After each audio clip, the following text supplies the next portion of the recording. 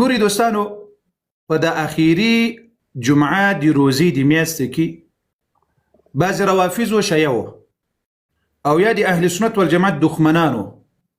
د چا د اهل سنت والجماعت دښمنانو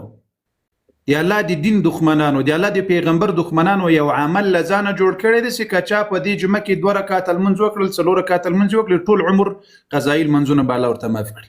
دا د مسلمان عمل نه ده دا د رسول الله عمل نه ده دا د صحابه عمل نه ده دا د فقها عمل نه ده دا د محدثین عمل نه ده دا د الله د پیغمبر د دښمنانو عمل ده دا د اغه بدعتانو مبتدعين عمل ده چې رسول الله ورته جهنميان ویلي دي بیا دغه خبره ډیره اخلي پر رسول الله پسې تړي وای نبی عليه السلام ویلي دي چې د جمعې په اخر الله اکبر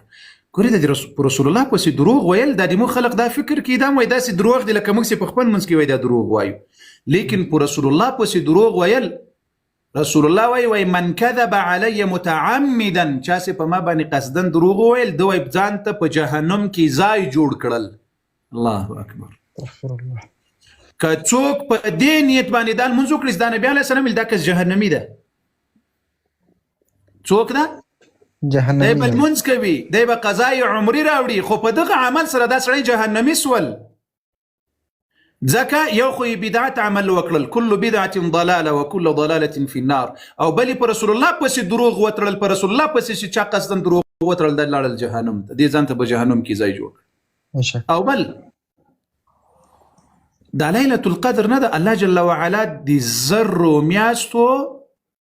بدله په یوش پکې د رسول الله امت ته ورکي د دې څه شری پردا د دې پر ستاسو ګناهونه کړي توبه پکې وباسي مغفرت له الله نه وغواړي عبادت پکې وکړي دا خلق سیدا دومره تکلیفونه د لمانځه د روزي ټول کال 15 وخت المنځ کوي نو کدا داسې اسانه وي خو د روزه کې په اخیری جمعه کې به مو 2 رکعات المنځ کول ټول قصه خلاصه ونه قضایي برابر ته معاف کول هو قرڅ بالکل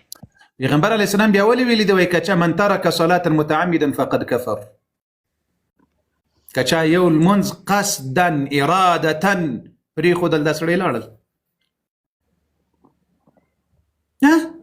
نو دا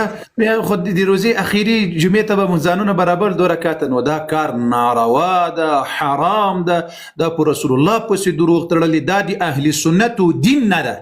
خلاص خبر دا منوایه څه کېدا چې په بل مذهب کې یا په الله قسم که په احناف دا خبره کړي په الله قسم که شوافیع کړي په الله قسم که حنابلة کړي په الله قسم که مالکیه کړي په الله قسم که اهل حدیث کړي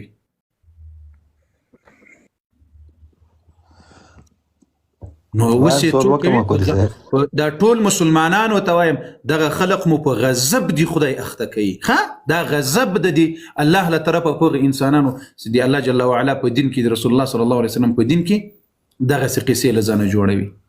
دا ویډیو ما هیر وکین دا مې درته نشرول نن مې یو ځل بیا دا څو کاله مخکې دا ویډیو نشر شوی دی درته خو تاسو هم در سره نشر کې لاندې ویډیوګانو کې به وي ان شاء الله د قضایي عمرې په اړه او غریب پیدا پوسوي یاسته